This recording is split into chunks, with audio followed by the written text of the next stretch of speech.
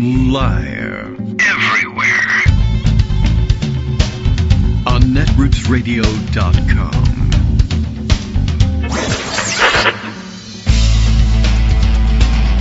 David Waldman. Kagro. In the mornings. Now, here's David Waldman. Hey, good morning, everybody. How you doing? It is Tuesday, December 23rd, 2025. Really, running low on days left in 2025. And so exciting is more developments in the Jeffrey Epstein story. I can't believe it.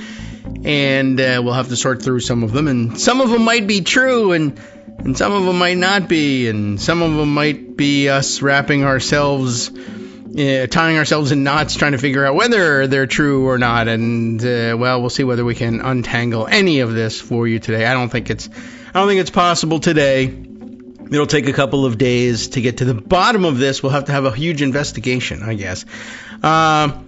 Anyway, I'm not really sure why we are where we are, but everyone's fascinated by the Jeffrey Epstein story. And guess what? The administration just can't make it go away.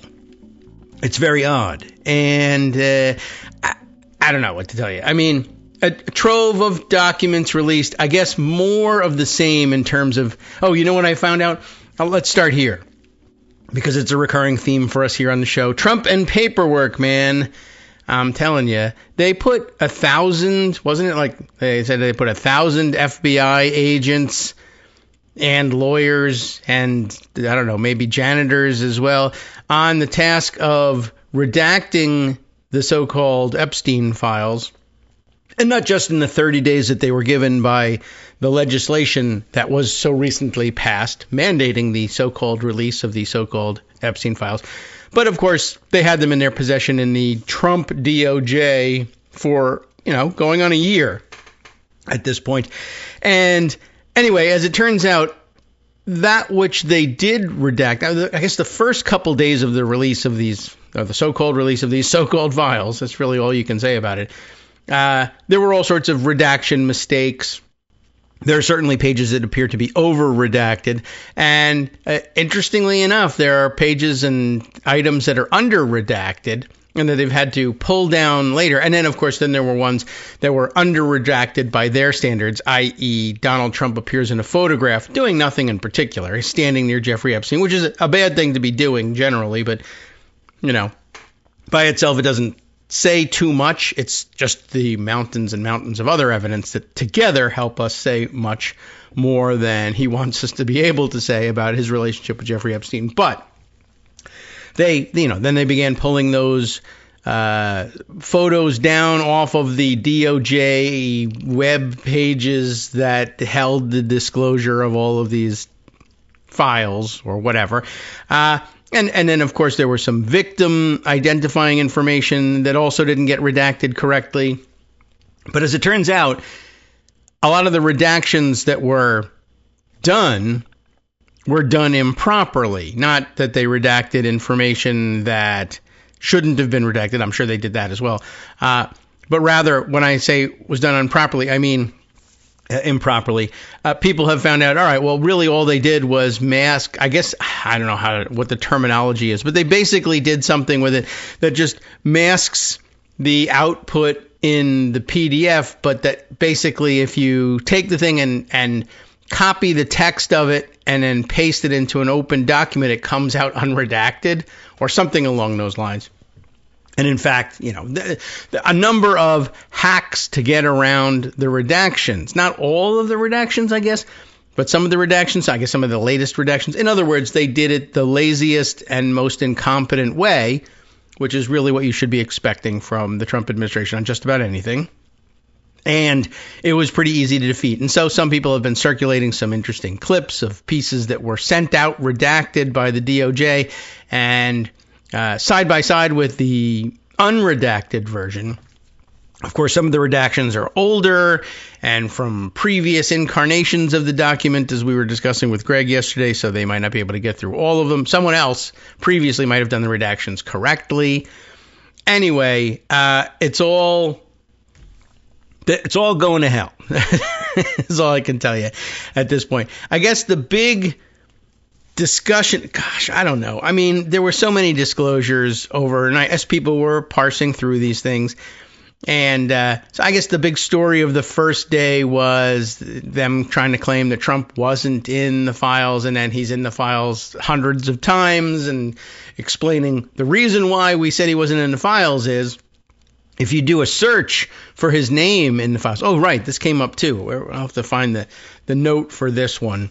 But if you search the files for the word Trump, apparently it came up as 0. And then at first, one explanation was that many of the individual pages on which Trump's name appears, they are jammed together into giant PDFs, I guess, of several pages, maybe hundreds of pages at a time.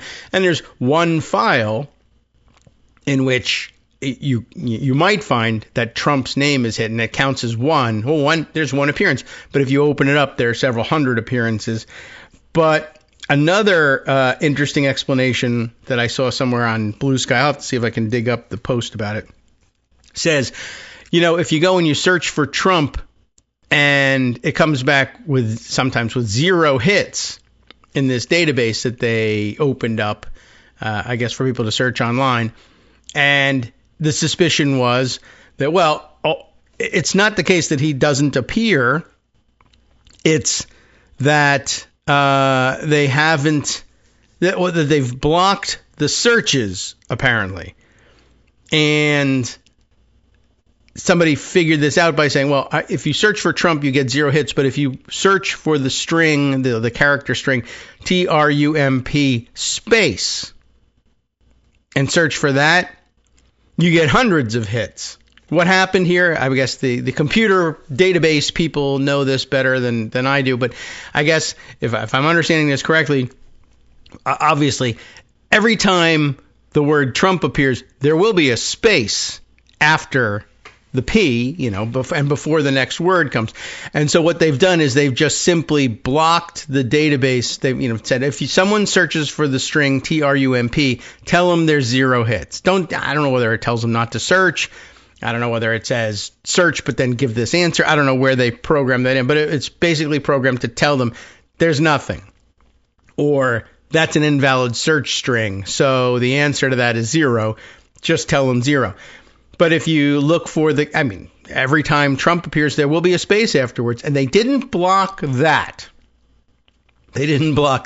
Which the person who was writing it was saying, this just tells me that all the people who handled this redaction and this database are just too old to know, I guess, how this stuff works. We olds don't. There are certainly some olds who do. Some of the olds who do are the OGs of computer database manipulation world, but don't tell them. Anyway, I just thought that was kind of an interesting thing. And then it turns out that I guess the big flap of the evening and into the morning is the discovery maybe of a letter, a postcard. What is it? I don't know certain what form it took.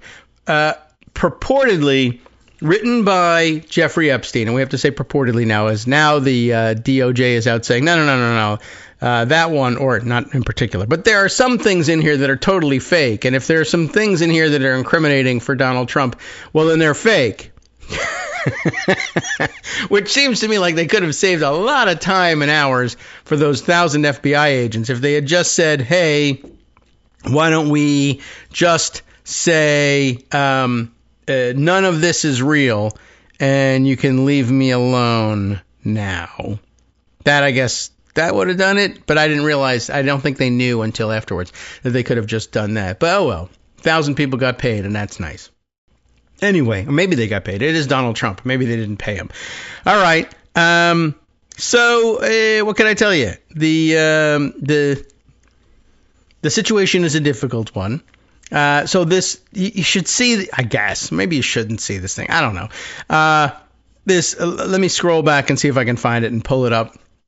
I mean, it's all over the place, but there's been so much traffic over the last couple hours about this.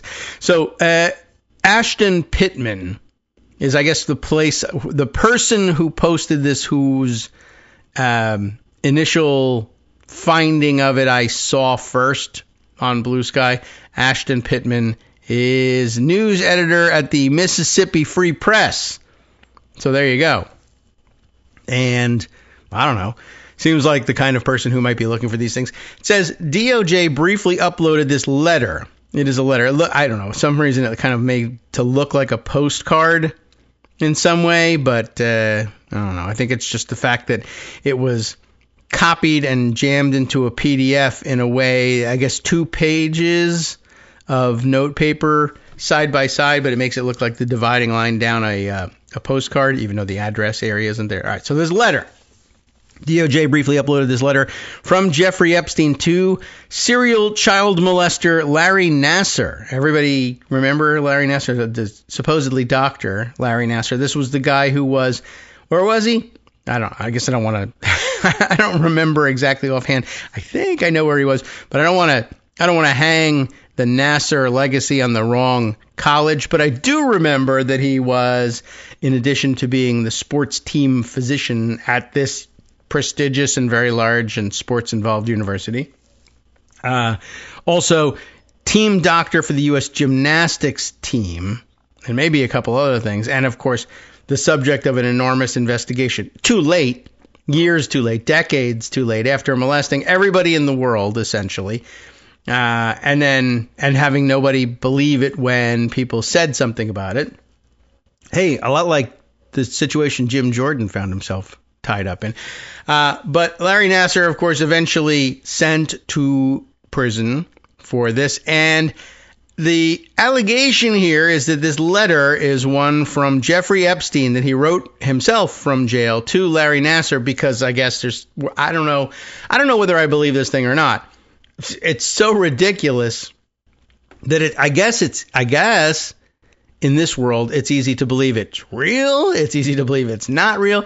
And you might say, why would he do something that's ridiculous? You know, aren't you maintaining your innocence at this point? You haven't even gone on trial there.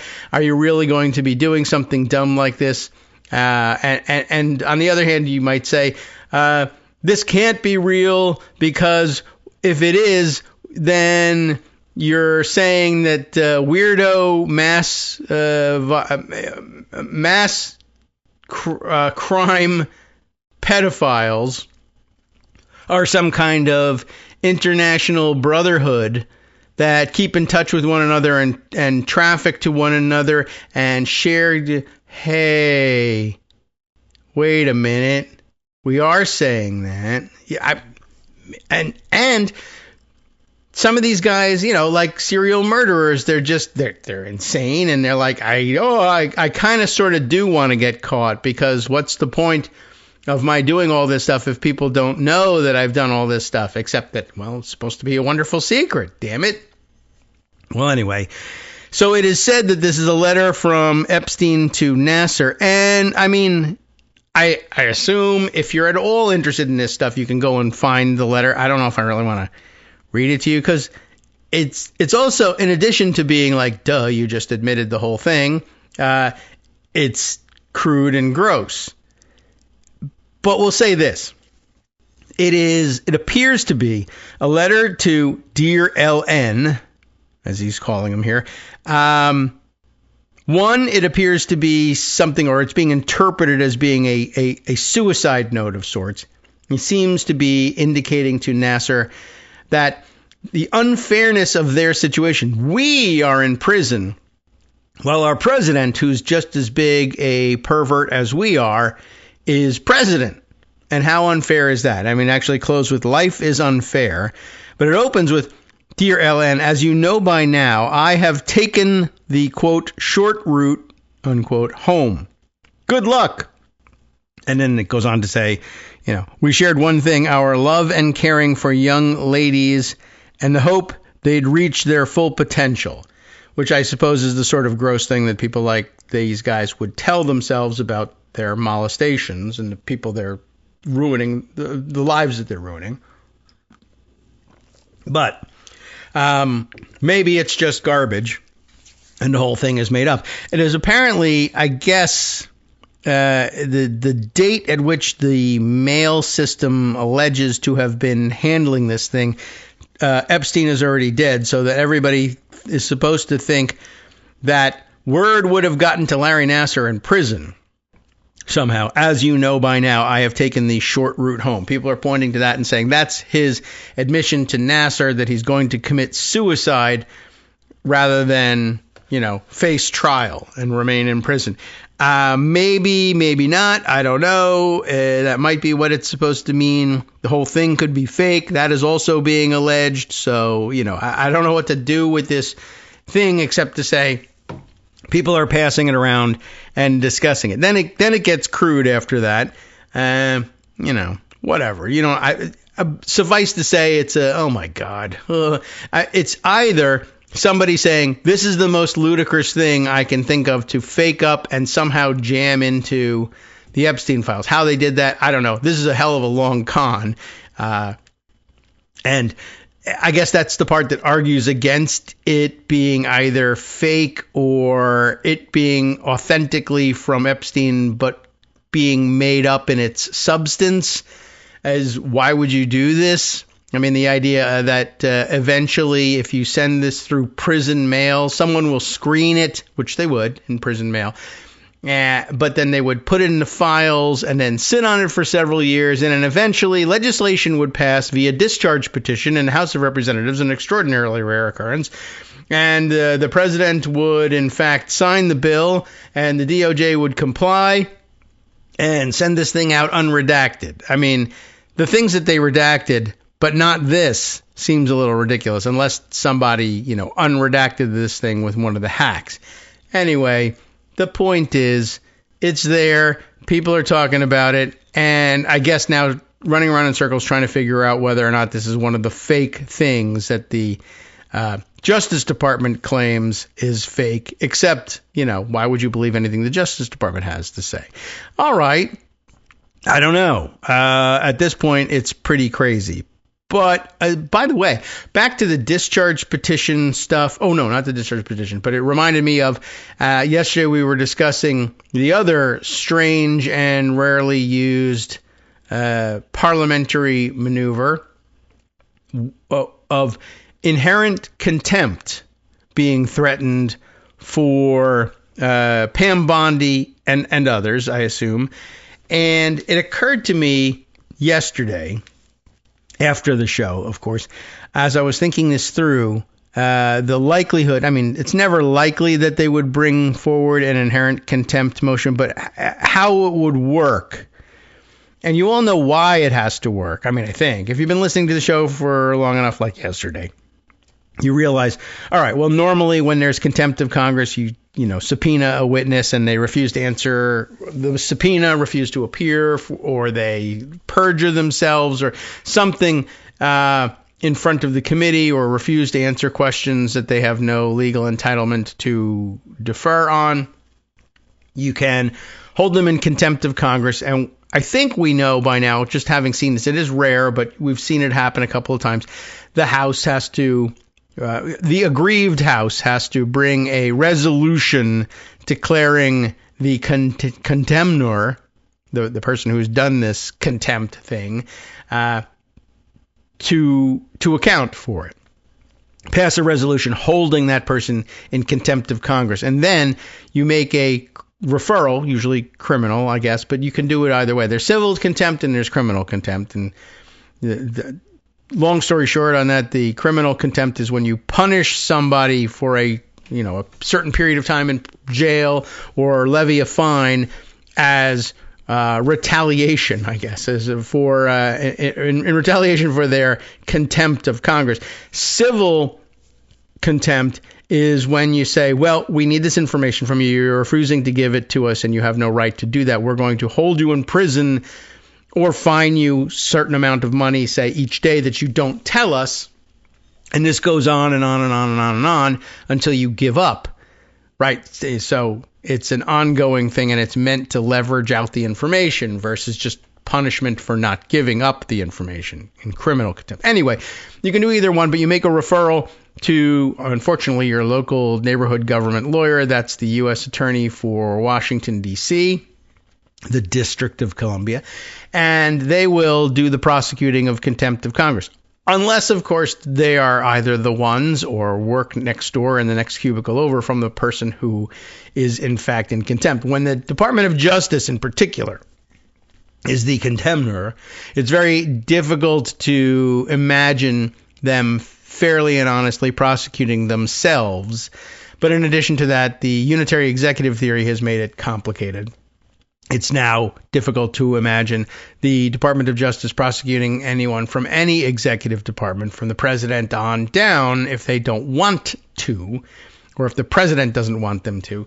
So it is generally held to be the case that the Congress retains an inherent contempt power. They can try you at the bar of their own house for contempt and convict you, and if they decide they need to hold you in prison or impose a fine, they can do that. As we said, it hasn't been done for a very long time, but it is still held to be the case that they have this power. Now, no one has tested it with this Supreme Court and these 6, and we don't know whether we can get 5 of these 6 conservative justices to say, sure, this power inherently existed for the entirety of the existence of the Constitution. Yes, they've used it right up into the 20th century, and they've even threatened it once or twice in the 21st century, but we hate it because it's going to be used to embarrass Donald Trump, so we're going to get rid of it. They could absolutely do that, and they very well may, but they haven't yet. So this is the story, and this is where I stand. And because we're talking about a situation where Pam Bondi and the rest of the leadership of the DOJ, I'm sure at Donald Trump's urging, as they say in the newspapers, decided to, that they were safe in violating the legislation allegedly mandating the alleged release of the alleged Epstein files, right, with alleged allowable redactions only, they are in violation of the law. And everybody has been pointing to that and insisting that it's absolutely true. And I just, a matter of fact, saw the Tennessee Holler pointing that out and picking up on Julie K. Brown's tweet about this thing. Julie has been covering this longer than most. They say the DOJ is not following the law. Yeah, we know that. Julie saying, let's see what she picked up on here. The DOJ has filed the 2008 government emails pertaining to the events that led to the secret provisions of Jeffrey Epstein's plea agreement, including his work release. Almost all the names of those government officials involved are redacted. This means no one can see who was involved and how those decisions were made. Last I checked, the Epstein Files Transparency Act did not call for prosecutors or even any lawyers' names to be redacted. So they were pointing out, they're in violation of the law. So yesterday, Thomas Massie, who sponsored the original discharge petition for the Epstein Transparency Act, or at least the rule for the underlying act. You remember how that all works. Anyway, he was on the air saying, I think the quickest way to get some accountability for this would be inherent contempt, which is an interesting place for him to land. It was good to know that he knew that there was such a thing. But so as I got to thinking about it, it occurred to me that I'm not entirely sure that will be applicable as things now stand. I believe, I guess what the triggering thought was, somebody was saying, there was really no penalty clause in the Transparency Act. It said what you had to do, and it said in no uncertain terms when it had to be done by and under what conditions you would be held to be in compliance versus out of compliance. But it didn't say what you should do. Like, it didn't say, and there's a 10-year prison sentence for this for a violation of this act. It didn't have any of that. And that doesn't mean you can't do anything, but, the question of if they're in contempt is an open one. Now, if they're in contempt of court, we understand how to deal with it, except there has to be a court order. Like, you would have to go to a court and say, this person is out of compliance with the Epstein Transparency Act, and I want you as a court to order them to come into compliance. And then when they don't come into compliance with that order, and who knows how many days the court would see fit to give them to comply with that order, then they could be in contempt of court. Could they be in contempt of Congress? Well, it feels that way logically. After all, Congress was the one that told them you have to release all of these names and you have to redact things if you're going to redact them in this way, and you didn't do it and you are in violation of that. But it's not the way law usually works in this country, right? I know. Okay, calm down. I know this is a very emotional issue, but it's true. That's not how it works. It's not that Congress passes a law, and then if Congress feels like you're in violation of the law, they hold you in contempt of Congress, right? So far, I don't think that there's anything that has happened at the DOJ that would indicate a traditional situation, a traditional contempt of Congress. I mean, they do have contempt for Congress. They are in contempt of Congress, but Congress hasn't specifically asked them for something that's handled in the contempt context yet.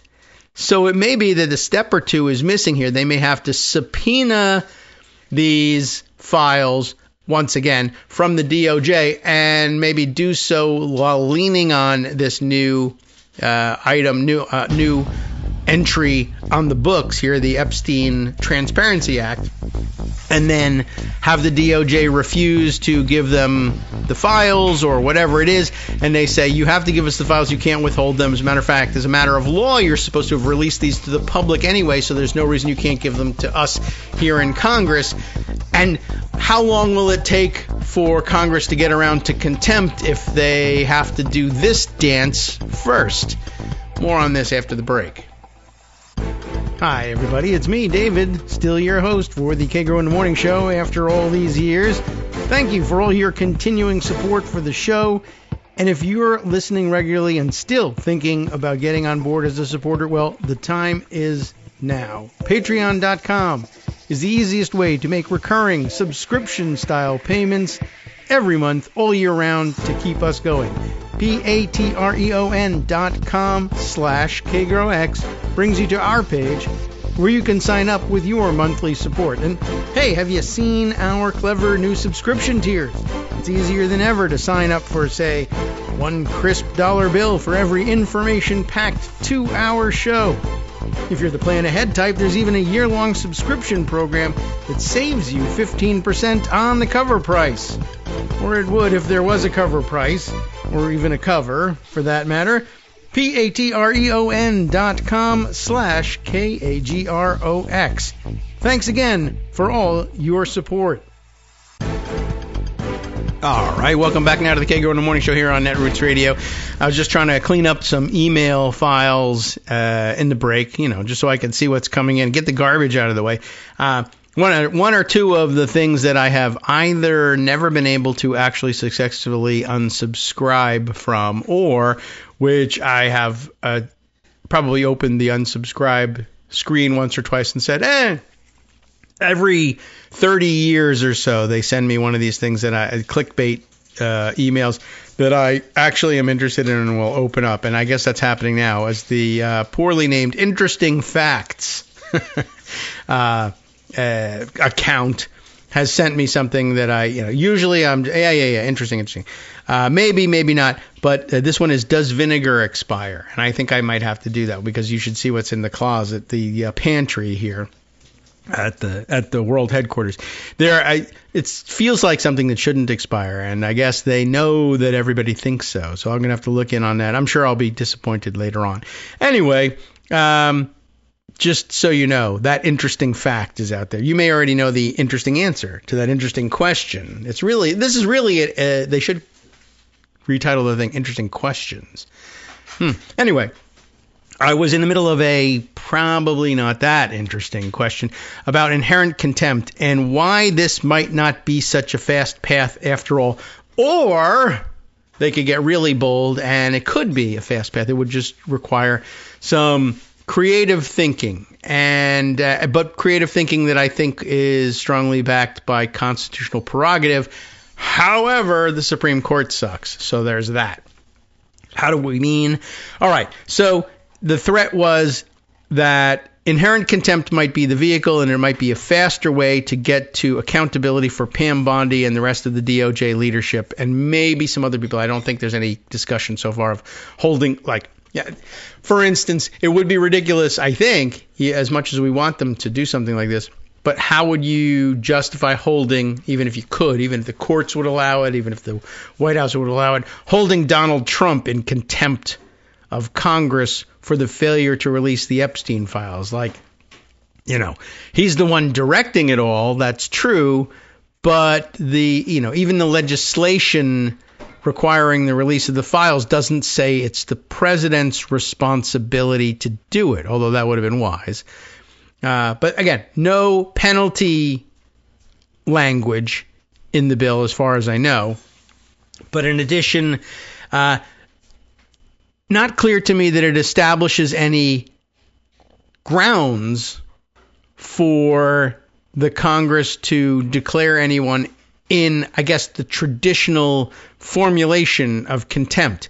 There has been no request made, no subpoena, nothing that would ordinarily trigger a contempt finding made of the DOJ with a deadline set. Although it does seem to me like they must have asked for these files before, or else they wouldn't even have gone the legislative route.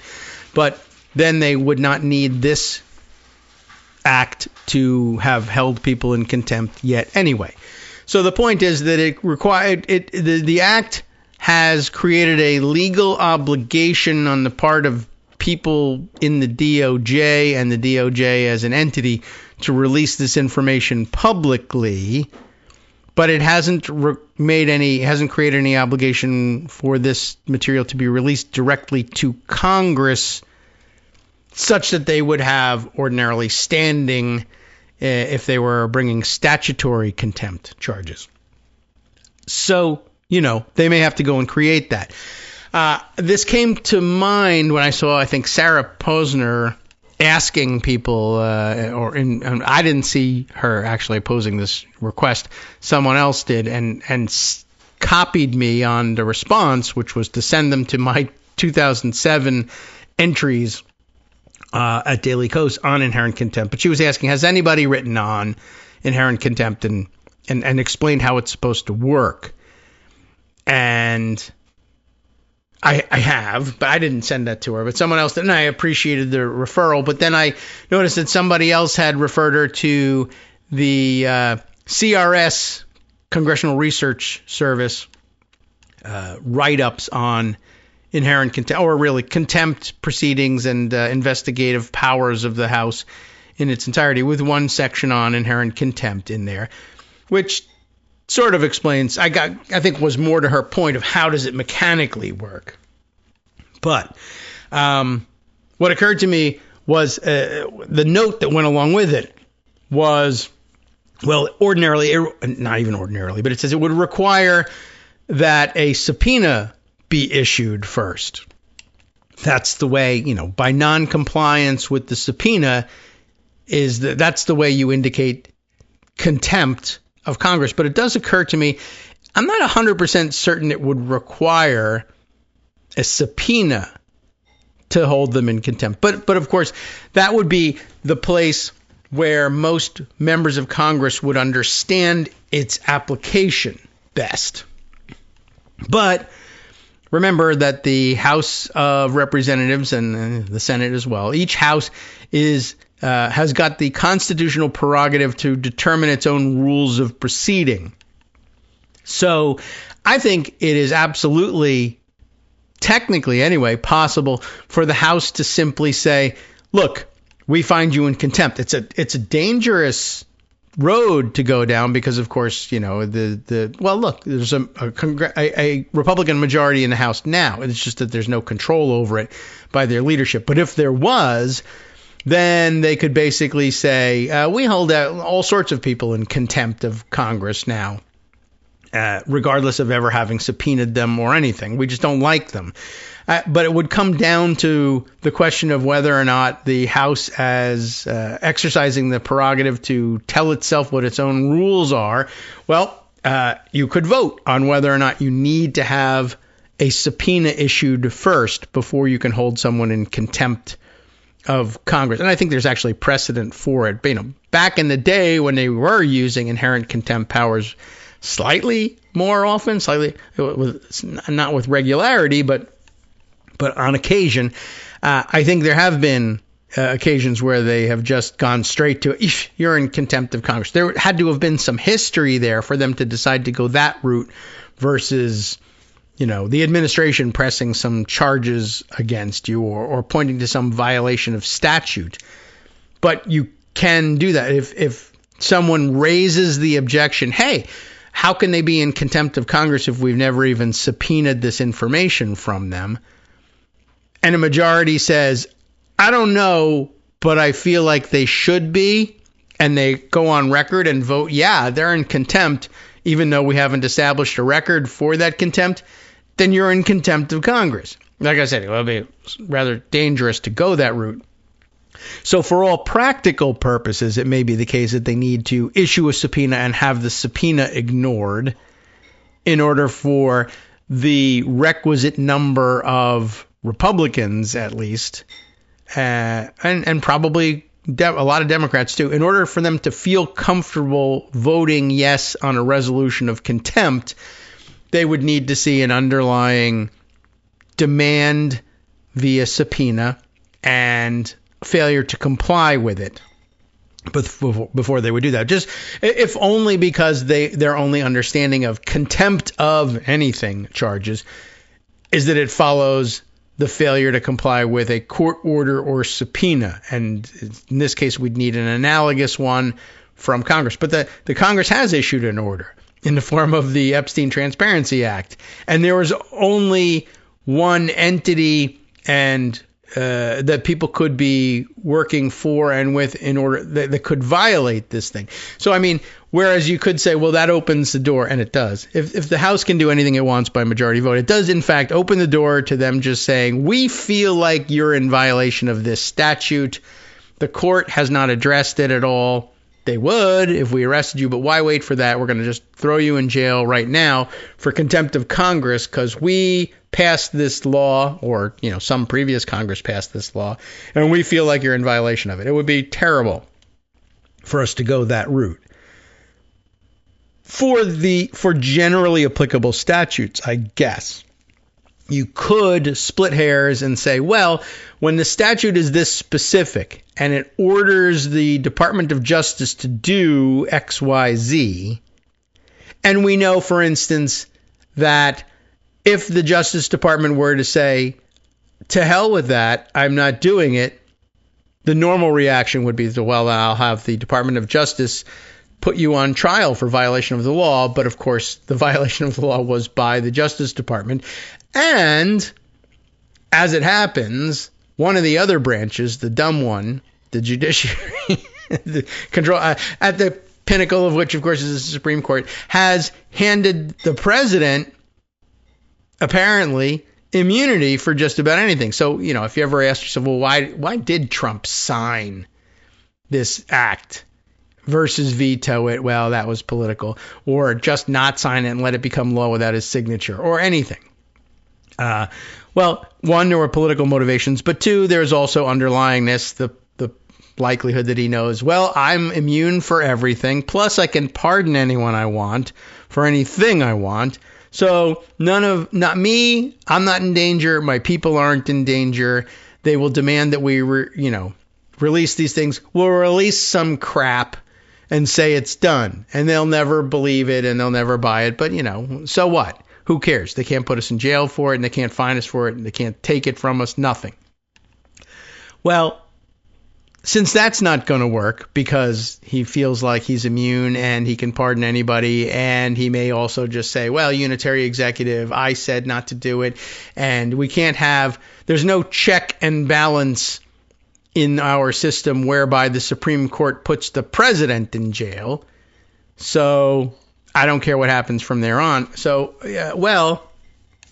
you might say in a situation like that where the only people that can violate the statute are the DOJ, and they're the ones who are supposed to be prosecuting the violation, you're really anticipating right off the bat that this is going to have to fall to Congress to prosecute, because the Supreme Court isn't the federal courts aren't likely to do it, and the president's been handed a free pass from the orders of the judiciary anyway, so who else can do it?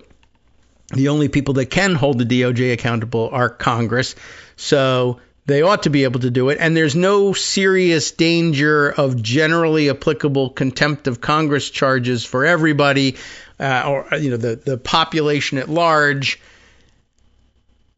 when the potential defendant to a violation of a general statute is unknown, whereas there's only one entity that can violate this statute. It limits itself. There's a limiting principle here, I guess, is what the courts would be interested in. It's not something that would be generally applicable to everyone, and that will help save it in the analysis. But, this Supreme Court, on the other hand, will just say, no. I'm out of order, you're out of order, this whole system is out of order, and they will purport not to allow it. A different Supreme Court, a previous incarnation of the Supreme Court, would more likely have said, this is actually a political question, and the political question doctrine says, we'll stay out of it. We're not political here on the courts. We're appointed, not elected. The two elected branches are going to have to fight this one out. This is the way they've usually dealt with contempt of Congress in the subpoena context. When you run into the problem, which we have, that the executive branch, the unitary executive, ignoring a subpoena from the Congress refers to the DOJ contempt of Congress charges, and they opt not to bring those charges against some other executive branch entity, and we find ourselves, in a contest between immovable object and irresistible force, and we turn to the courts and say, which one should work here? They say, I'm not helping. Well, this is a political question. The executive branch and the elected president are going to have it out with the electeds of Congress, and we'll just see what happens. But in the meantime, we encourage you, realizing that this is an irreconcilable situation, to come to some sort of settlement rather than have an actual war between, let's say, if you decide to go the inherent contempt route, the Capitol Police under the command of the Sergeant at Arms versus the Secret Service, if it's the president you're after, or, the Marshals Service, whoever provides protection to top DOJ officials. I don't know who that would be. Doesn't really matter. But the court would not be interested in resolving that dispute. But you shouldn't be interested in resolving that dispute with guns either. Better for the country if you come up with some compromise solution. But if you can't, I don't know how they work that out. But ultimately, anyway, what it comes down to is, I think that if the Congress wanted to, and that would include members being comfortable with doing it and going on record with it, they don't have to have issued a subpoena and have it violated in order for them to find contempt of Congress. Would they go that route? No, probably not. Probably never. Unless Massey, I guess, could talk the right number of people into believing that the specific targeting of the Transparency Act, the Epstein Transparency Act, stands in the shoes of a direct court order. Right. The court, we might be able to get a court to order compliance, but if the unitary executive won't come into compliance, where do we go from there?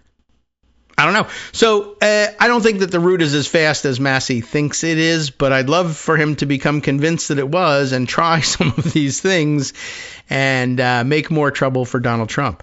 It would be quite fascinating. Anyway, so how about those crazy kids writing letters to one another in jail? CNN reported on the story. Here's how the professional news understanders approached this story, just in case you're wondering. And I think, though, by the end of the day, there'll be more stories about This is allegedly fake.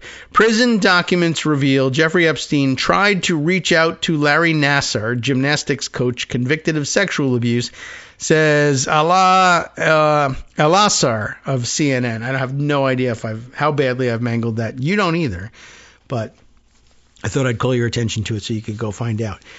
While he was imprisoned, disgraced financier Jeffrey Epstein sent a letter to Larry Nassar, the former Olympic doctor who sexually abused girls for decades. New documents reveal. Now, let me point out that this new document is new to Alassar in June of 2023. So here's the very confusing part of all of this. As people are saying, no, it's fake, it's got to be fake. It could be fake, it could be real, it could be half fake. How? It appears that there's a very real record, because this isn't brand new, this is from June of 2023, a very real record of Epstein trying to reach out to Larry Nassar. The only question is this thing that was circulating last night the letter that Epstein actually sent to Nassar, or is it a fake trying to piggyback on the fact that the record establishes that there was some outreach? Because this would be awful dumb outreach. But these guys are super crazy and super narcissistic, and it may just be that they thought it'd be amazing to be sitting in a prison cell thinking you were untouchable. But it would also be amazing to think, if I spend enough money, I can just traffic 14-year-old girls to the most powerful people in the entire world and run the country as the emperor, run the world as emperor, and be a billionaire and have my own island. But it was happening, so, on the one hand, it's crazy to think I should do this, but I guess it's not crazy to think that you could. Anyway, because he was.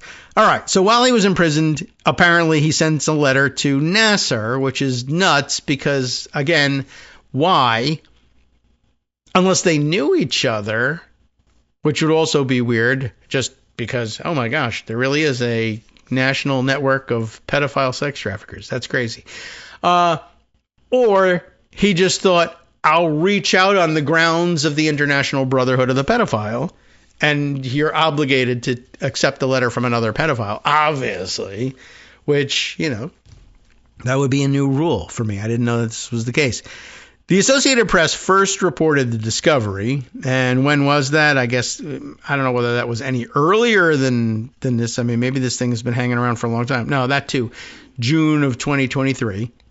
So, the Associated Press first reported the discovery, which was found in the midst of over 4,000 pages of documents the news agency obtained nearly 4 years after Epstein, who was accused of child sex trafficking, died of an apparent suicide in a New York City jail cell while awaiting trial.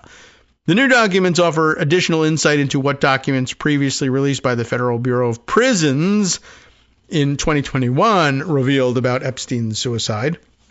The documents were acquired from the BOP, that's Bureau of Prisons, under the Freedom of Information Act, that's FOIA, and shed light on Epstein's death and his behavior during his 36 days at the Metropolitan Correctional Center, that's MCC, they helpfully tell us, including his attempt to connect with Nassar, according to the AP. An investigator discovered Epstein's letter to Nassar in the jail mailroom weeks after Epstein was found dead. According to the documents. The letter was not part of the documents obtained by either the AP or CNN, but the documents reference that the letter was returned to the jail in September of 2019, weeks after Epstein's death. It appeared he mailed it out and it was returned back to him, the investigator told a prison official in an email included in the document. I am not sure if I should open it or we should hand it over to anyone. I guess that's the email. That is they sent to officials when they got this thing back. Now, the picture, the photo of this letter that was circulating yesterday does have the whole, return to sender mark in there. And I don't know whether the addresses all check out or not. So either someone remembered that and faked it up along with the return to sender postmark, which seems like pretty good forging and good planning. Or it's real. I don't know what to tell you. The copy of the email exchange about the letter obtained by CNN is redacted and does not reference Nassar by name, but in their reply, an MCC staff attorney described the original addressee of Epstein's letter as, quote, the former doctor for the U.S. female gymnastics team. That's, by the way, known as the U.S. women's gymnastics team. It's not interchangeable. Don't do that. Anyway, it's just weird. Anyway, the guy, of course, who was convicted of molesting a bunch of girls under the guise of, quote, medical procedures / examinations, unquote. And that's more detail than was absolutely necessary to complete that email, by the way. But it's all true. The attorney added, some of the victim accounts are pretty horrific. Okay. It is unclear if the two men had any relationship. The State Appellate Defender Office, quote, is not aware of any relationship between Mr. Nassar and Jeffrey Epstein, unquote. Jonathan Sachs, director of the State Appellate Defender Office, where Nassar's court-appointed attorney, Jacqueline McCann, works, told CNN. The office also said it had no knowledge of the letter or Epstein's attempt to contact Nassar. Nassar, the longtime doctor, I mean, you need his crimes recounted? Maybe. It's been a while. The longtime doctor for the USA gymnastics team and the Michigan State University, there you are, there's your answer, is serving a 60-year sentence in federal prison on child pornography charges. He was also sentenced in 2018 to a 40 to 175-year state prison sentence in Michigan after pleading guilty to 7 counts of criminal sexual conduct. Can Donald Trump pardon those charges? Donald Trump thinks he can. Has he tried? I'm not saying he's tried. But he probably, hey, why not? Go for it, Donald Trump. He was very horribly treated, horribly unfair. Anyway, more than 150 women and girls, including Olympic gold medalists Ali Raisman and Michaela Maroney, publicly told the court he sexually abused them. USA Gymnastics, the U.S. Olympic and Paralympic Committee, and their insurers agreed to pay $380 million in a settlement with Nassar's victims. Epstein was charged in 2019, of course, with having operated a sex trafficking ring in which he sexually abused dozens of underage girls, allegations that had circulated around politically connected businessman for years. According to the criminal indictment between 2002 and 2005, Epstein ran a trafficking enterprise. I think you know this. Could probably stop with this. Let me get down here to procedural mistakes by BOP staffers prior to Epstein's death. Let's see if there's any interest here. The release of the documents provides new perspective on the obscure circumstances surrounding Epstein's time in jail, his last days alive, and his suicide. They include, quote, a detailed psychological reconstruction of the events leading to Epstein's suicide, as well as his health history, internal agency reports, emails, memos, and other records, according to the AP. The new documents offer additional insight to what previously released documents from the BOP revealed about Epstein's suicide, including his denial that he had suicidal thoughts, despite some prison staffers noting signs of troubling behavior. When Epstein arrived at the MCC in July 6, 2019, according to previously released BOP documents, a facilities assistant is noted in a report as describing Epstein as distraught, sad, and a little confused. That's probably to be expected at this point. I don't know whether we really even need to go anywhere. I was more interested in, is there procedural interest in the way the mail was handled? Because, it's pretty specific. At this point, I think we're familiar enough with the background of the story, though. It always serves to get a reminder of exactly what happened if you're trying to piece this whole thing together for yourself. But I think for our purposes, we could say we were done with that article. And we could probably say at this point, too, that we are done with that weird letter and trying to figure out whether it's true. Let me just, caution you that now everybody is out there saying it's well, no, not everybody's out there saying it's not. The DOJ is out there saying generally that lots of things in the files apparently are not true. How did they put it? I guess I might as well get to it here. I noticed that Carl Quintanilla had it earlier this morning, quoting their release, the Department of Justice saying some documents released contain untrue and sensationalist claims made against President Trump that were submitted to the FBI right before the 2020 election. And they further say, to be clear, claims against Trump, if you find them in these released documents, claims against Trump are unfounded and false. So just hope you know that. I think the fuller statement that they made on social media, the DOJ, even included the claim that if they had been true, then obviously they would have been weaponized against President Trump a long time ago. Except if they were secret, in which case I don't really have an explanation for it. But something deep state, I guess, is where they're coming down on this. Man, that's crazy. But if that's not crazy enough for you, let's add a couple other items to the mix for today. Just by way of update, I'll let you know that there's a lawsuit has been filed in order to try to block the renaming of the Kennedy Center as the Trump Kennedy Center. And the person who we hope has standing here to do this is, dang it. Of course, I've got an Axios piece here, which means that they're hiding the answer from me. But let me see if I can read it in Instapaper and get the answer. But of course, they're also hiding the ball in terms of who did it. There we are, finally down here. Joyce Beatty, whose name we called the other day because she is one of the trustees of the Kennedy Center in her capacity as a member of Congress. And you lose. Ooh. Good day, sir. That really wasn't what I wanted to add to the mix, but I was trying to get the main computer to wake back up so that it would give me the soundboard so that I could play you this music. But in so doing, apparently I hit the button that says, you lose, good day, sir. We don't know that she's going to lose. I think she probably will ultimately lose in her quest to stop the renaming, but she will have a good fight to put up. She, of course, being a member of the board, has something to say about this. Remember, she was the one who said that the board on the phone, board members were silenced.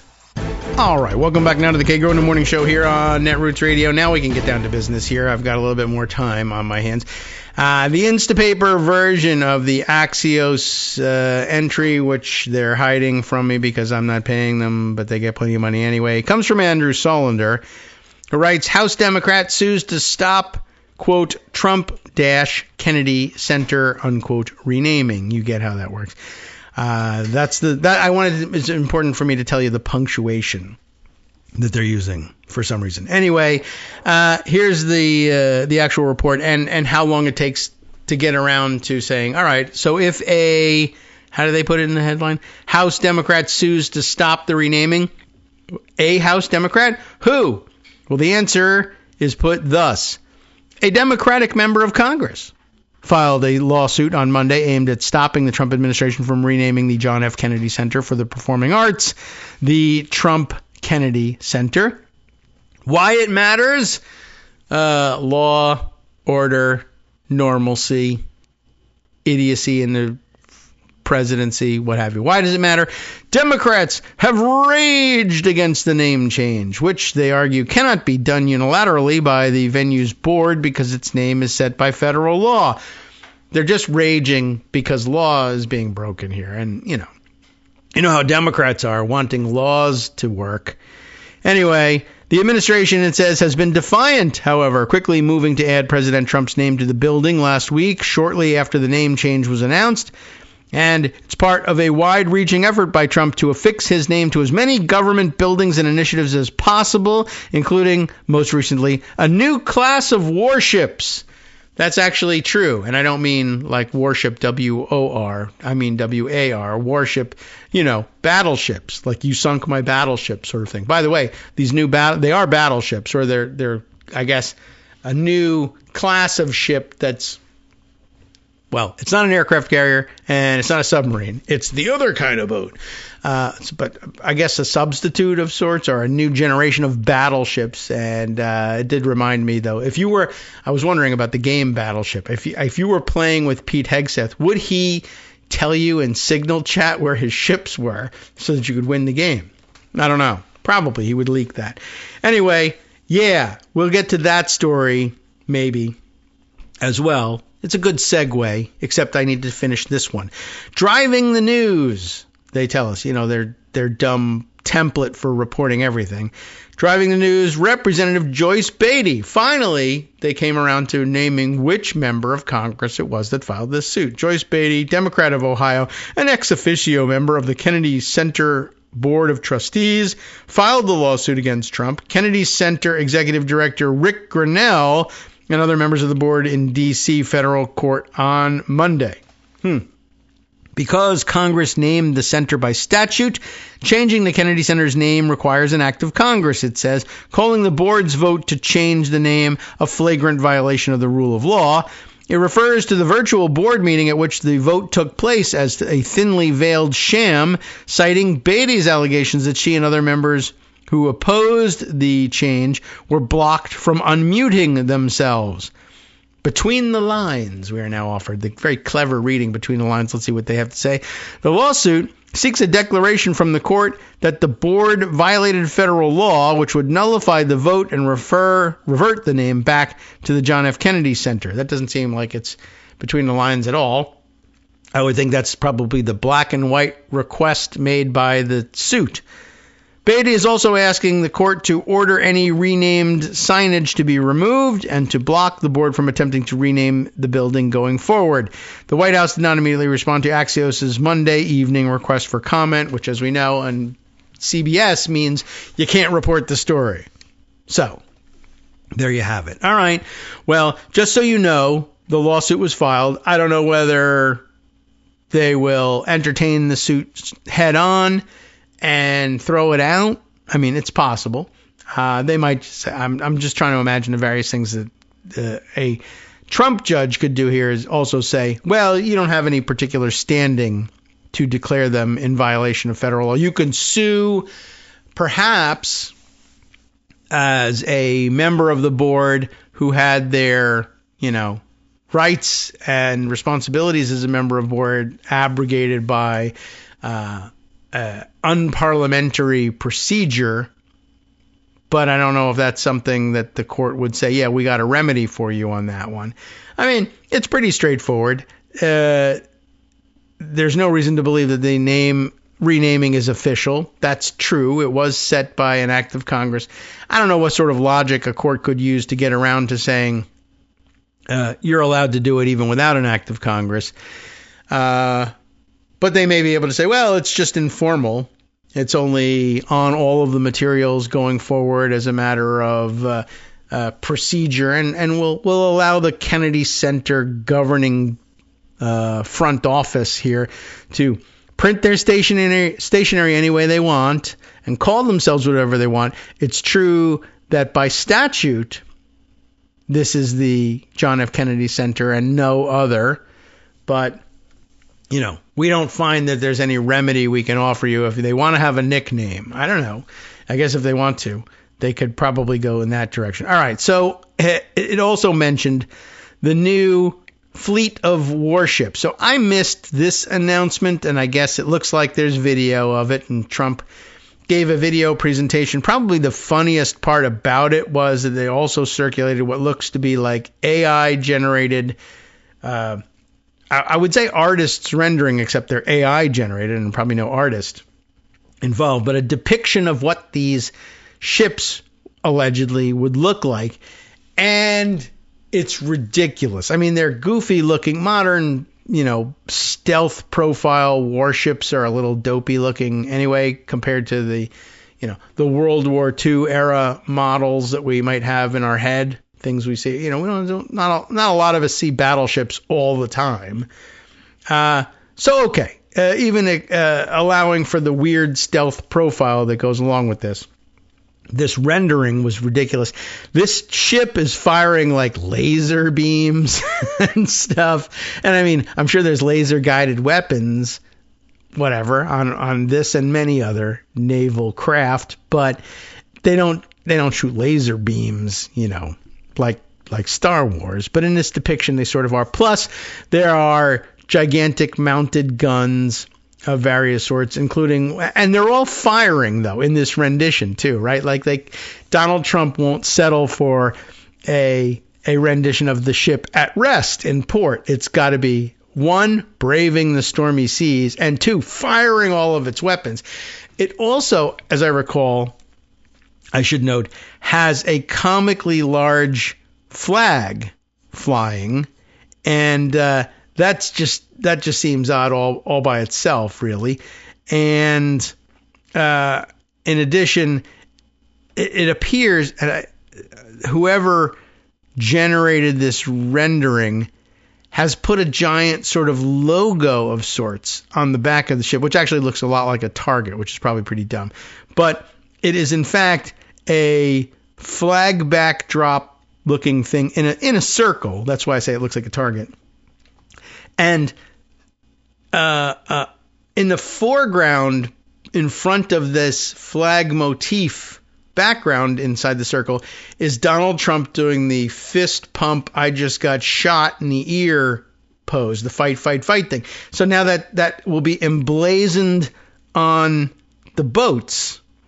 So that seems pretty weird and dumb, both to contemplate putting on a U.S. Navy vessel and to include in this weird rendition of these proposed vessels. But on top of all this is supposed to be a new class of naval craft, a new class of battleships, which, you know, they usually have names for. And they usually, I think, named after the first of those ships that will carry this new classification. I think that's the protocol for this. But instead of having, you know, Los Angeles class submarines or whatever it is that they call them, this will now be the Trump class battleship. And he makes reference at some point to it being part of a golden fleet. That is his name, as it says here in this Atlantic piece that I've got partially. His name for a renewed U.S. Navy. I'm going to call it the Golden Fleet, which is weird because there was the Golden Fleece and mythology, and I think a famously doomed naval expedition that went along with it. But okay, never mind all of that. All right, let me see. I think my original... I parked this thing in Instapaper as a gift-linked article, but I think when you go to open it the second time, it says, what gift? What are you talking about? No, that gift is over. So I got to go back to the Instapaper version to read you the whole thing, unless I go searching for that gift link again. And I'll do that when I hand things over to Scott for the summary. Trump's Vanity Fleet is the one I'm going to read you. It's by Tom Nichols. The Trump-class ships are about branding, not strategy. We'll get to that in just a second. Also, I guess let me take a look at this thing. Scott has sent me something else about the Trump Kennedy Center. Oh, Stephen Chung, I guess. Is he tweeting this thing or is it Truth Social? I don't know. The Trump Kennedy Center. Fun constitutional fact, he says. Congress cannot be overridden by a vote of board members, says Edward Isaac Devere, but he's answered by Stephen Chung, who says, here's a fun constitutional fact. We have artwork that says the Trump Kennedy Center on it, so there you go. And in their mind, really, once the sign goes up, for Trump, that's all that really matters. It doesn't matter that it's, you know, illegal to put that sign up. It's up, so it's true. The end. Anyway, I guess same thing happening over at the Navies. Tom Nichols wrote this whole thing up, and let me switch views so I can read it to you. Imagine, he begins, the CEO of a car company telling his engineers and designers that he wants them to make a new line of automobiles. That seems plausible enough.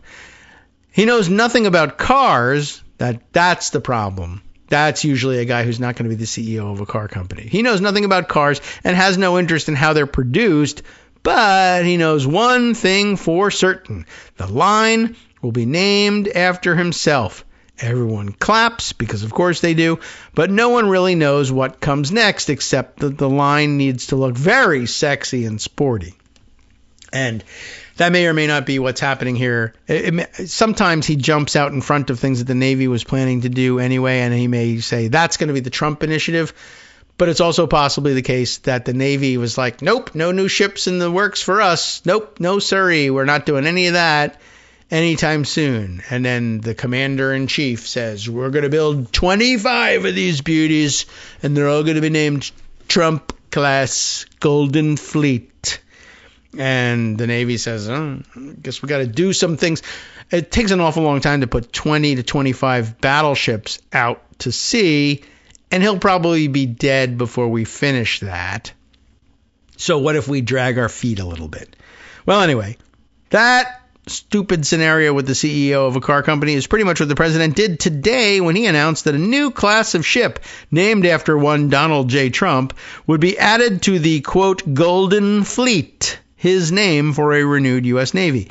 Parenthetically, you might wonder about the propriety of a sitting president naming naval vessels, among other things, after himself. Pardon the expression, but that ship has sailed.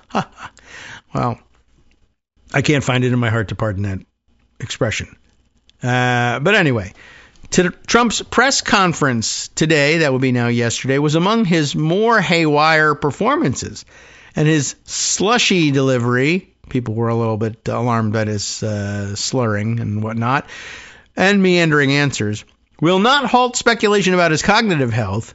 When asked for his end game in the confrontation with Venezuela, for example, he launched into his usual lines about people being sent into the United States from prisons and mental hospitals as if someone had hit the wrong button and played the wrong recording. Or, for instance, you lose. Good day, right. sir. Just like I did. Yeah, basically, that's a good way of putting it. I like that, Tom. That's a good one because we have that problem here on this show. What about Venezuela? Mental hospitals. Yeah. Where else are you going to eat lunch, sir? What? He also reiterated that he wanted U.S. ships to become be more attractive, noting that he would be involved in the design of the new vessels because I am a very aesthetic person. I mean, he's looks like a souvenir football from a Denver Broncos game, but, what can I tell you? It's a very aesthetic person. Apparently, no one has ever explained to him that sharp design does not equal military value. The B-52 bomber, the mainstay of the U.S. bomber force for decades, was affectionately called the Buff, B-U-F-F, I guess, by its crews. Big, ugly, fat, well, the rest you can figure out. Okay. Did not know that.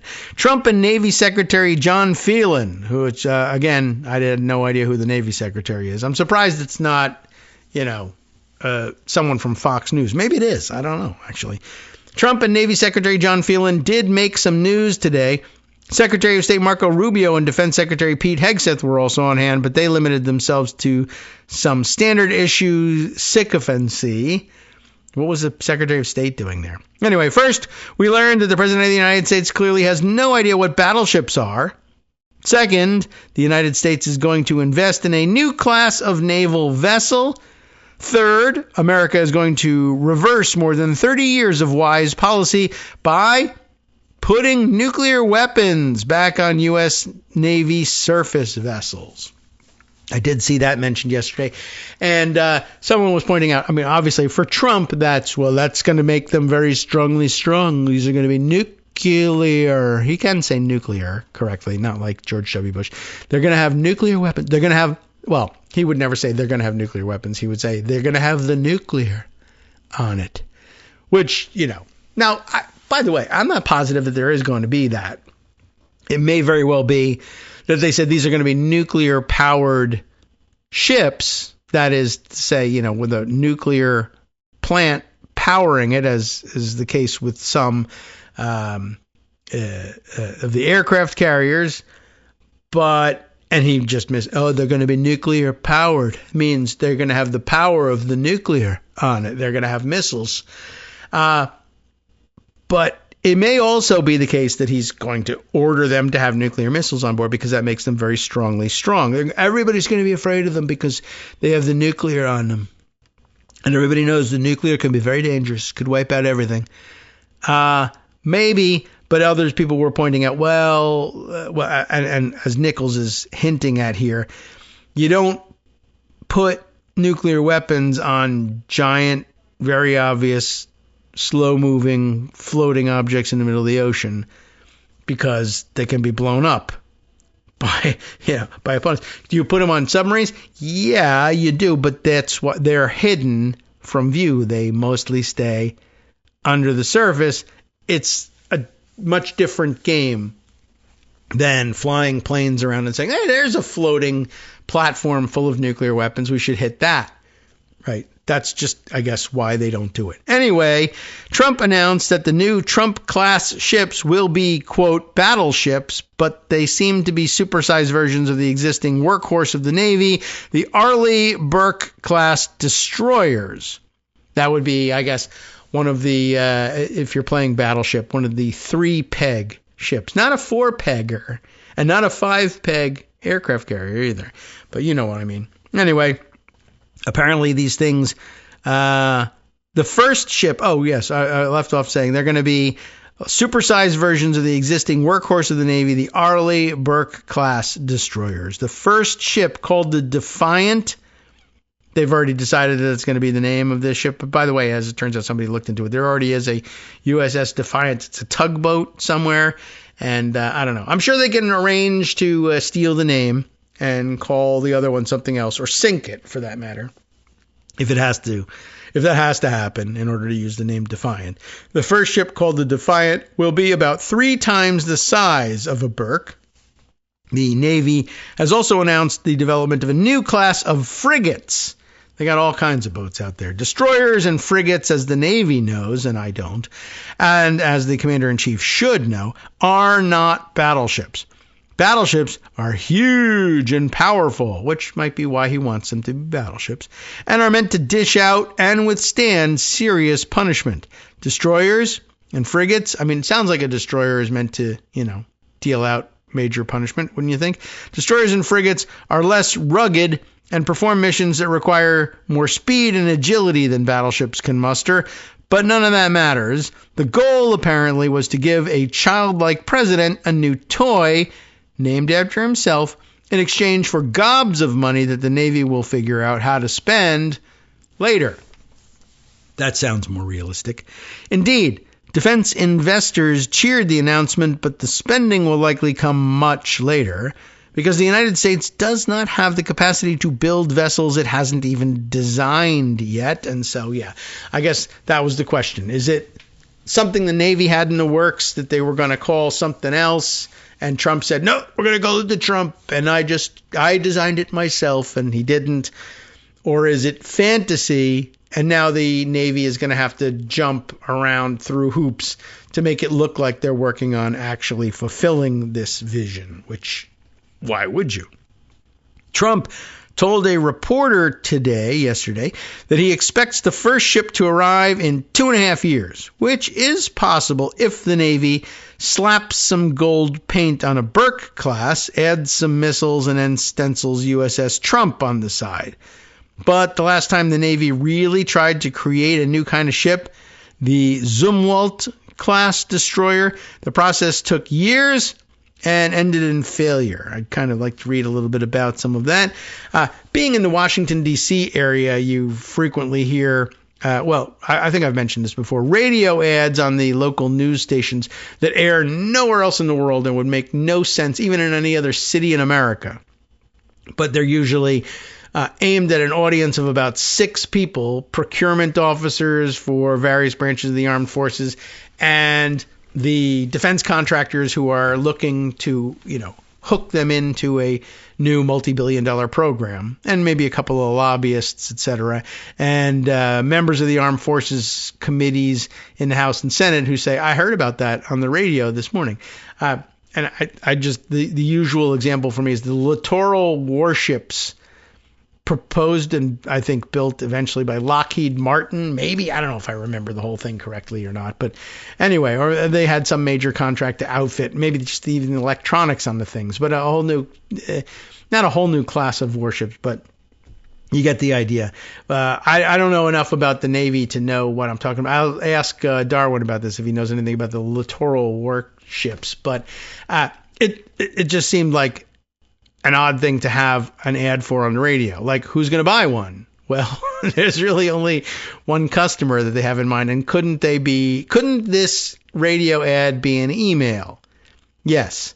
Anyway, just a weird category of things that we have here. So it makes the local residents aware every time, the Navy is trying to build something new like that. You'll hear about it in ads that are weirdly aimed at, senators in their town cars listening to the radio on the way to work.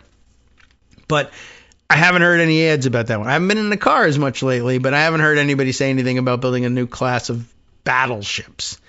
Anyway, so that's probably the answer, along with the actual reporting here. The biggest news came when Phelan said that the new Trump class will carry nuclear weapons. Why? Perhaps Phelan, who has no experience in or with the Navy, maybe I could be Secretary of the Navy, figured that Trump would want the new ships, maybe, to have the biggest and best of everything. Phelan did promise that they would be the best looking warships in the world. He knew that much. But like everything else about this chaotic scheme, putting nuclear weapons on destroyers or cruisers or battleships makes no sense in the 21st century, if it ever did. During the Cold War, U.S. surface vessels carried all kinds of nuclear munitions for use against other ships, submarines, and land targets because such was the logic of the Soviet-American standoff. World War III would be a final confrontation of two immense military forces, including nuclear duels at sea. Now, in 1991, with the Soviet Union on its last legs, President George H.W. Bush ordered the removal of all such weapons from the surface fleet. Many Navy officers were relieved. I know from speaking with several at the time that they regarded nuclear weapons on their ships as a useless burden. Maybe a target as well, but certainly, it probably makes you nervous carrying those things around if you really don't think they're necessary to have them on board at all. Today's Navy is not going to get into a nuclear showdown with the Soviet fleet, nor for that matter is it likely to trade mushroom clouds at sea with the Chinese or Russian fleets. Carrying nuclear weapons on surface vessels, big, slow, exposed platforms, is not only strategically pointless, but also a needless risk. George H.W. Bush and Secretary of Defense Dick Cheney, you ever heard of that guy? Both defense hawks knew this more than 3 decades ago. As with all Trump vanity projects, no one seems to be asking what national purpose is served by these new plans. Does the Navy need new ships? What should it do with them if it gets them? Do they really need to be armed with nuclear weapons? The answer from the Trump administration clearly is, who cares? As retired Rear Admiral Mark Montgomery told the Wall Street Journal, the Golden Fleet plan is, quote, exactly what we don't need, unquote. But, he added, no one is focused on America's maritime needs because they are focused on the president's visual that a battleship is a cool-looking ship. Phelan might not know much about the Navy, but he knows Trump.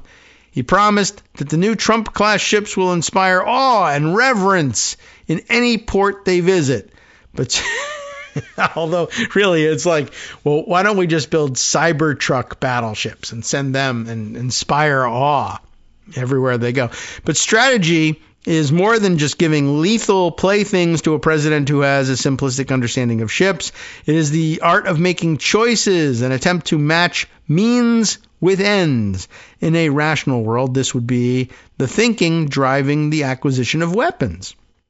Tom Nichols says, I taught military officers for more than 2 decades at the Naval War College, so maybe he knows something. One thing I learned from conversations with my students was that the Navy really needs to invest more in its officers and sailors. It's amazing that the officers and sailors were telling them that, but there it is. And reduce the tempo of operations that are burning them out. The best ships in the world won't mean much if their crews are fatigued and poorly trained. As the defense analyst John Ferrari recently wrote, first of all, you should have Ferrari warships, he says, for years, the Navy has been, quote, structurally compromised because its people are exhausted. I didn't know this. Its ships are aging faster than they could be repaired, and the fleet's readiness is declining. These are serious problems that require serious work, but Trump has found a way around all of this irritating chatter by sticking his name on a new ship and telling the military to go build it. That does seem rather ridiculous, don't you think? at Mar-a-Lago today. How did Mar-a-Lago get into the story? Trump, I guess that's where he did it. Oh, I must have knocked off early for the holidays. At Perva-Lago yesterday, Trump reiterated his demand that Greenland must become part of the United States. His plan for the fleet of Trump-branded battleships is only slightly more likely to happen than a victory parade in Nuuk. And, no pun intended, and neither is the national interest of the United States. So there you go. Brand new class, an entirely new type of battleship, a fake one. Sup fam, it's your boy Darwin, aka Darwin_Darko, aka the most reasonable man in America, aka KITM's senior black correspondent. You might remember me from such recordings as Spacemen vs. Space Cadets and We Need to Talk About Joe Biden. Today, I want to bring you good news about that thing you've been struggling with. Do you suffer from giving too much of a damn? Do you turn on the series of tubes and find yourself outraged at the particular way some news organization strung some sentences together only to realize, nope, this is not some fictional hellscape? Well, guess what? You no longer have to accept the life of giving too much of a damn. You can do something about it, because even you, yes you, can be a show contributor. Now I know what you're thinking. Hey, Mr. Most Reasonable Man in America, I'm not some professional podcast talking guy. Don't worry about it. Do you have a smartphone or some other electronic recording device? Well, that's all you need. You too can have a segment where you can read us an important article and give us your take. Read one of your own original essays, or even just give us your commentary on something you'd like to share that's important to you. Fair warning though, side effects may include general punditry, having opinions and hot takes, getting stuff off your chest, and hearing your own voice. If your recording lasts longer than 5 to 7 minutes, please consult kagrox@gmail.com. That's KAGROX@gmail.com. All right, welcome back now to the Kagro in the Morning Show here on Netroots Radio. So, where to go next? A couple other items will add to the, the Epstein roundup at this point. Scott has also sent me the news from the New York Post, which, ew, gross, but, it exists. And the New York Post says that the DOJ has also released, in connection with the Epstein files, a shocking fake video. It's shocking that they would circulate a fake video, but they didn't mean to. DOJ releases a shocking fake video of Jeffrey Epstein's suicide as part of this file dump. Alex Oliveira writes for, again, the New York Post. The DOJ on Monday released shocking footage that appeared to be a recreation of Jeffrey Epstein's suicide in his Manhattan jail cell, and it briefly set the internet on fire until it was revealed to be fake. I guess there were I could see why they might want to do something like, well, let's simulate something and see if you could have possibly pulled this suicide off and have done so without detection by cameras or maybe something like that. The video was posted without explanation, probably unwise, to the Justice Department's website as part of its Epstein file dump, with the footage just the latest item among the trove of documents and images to be revealed after the complete hoard was ordered released anyway in November.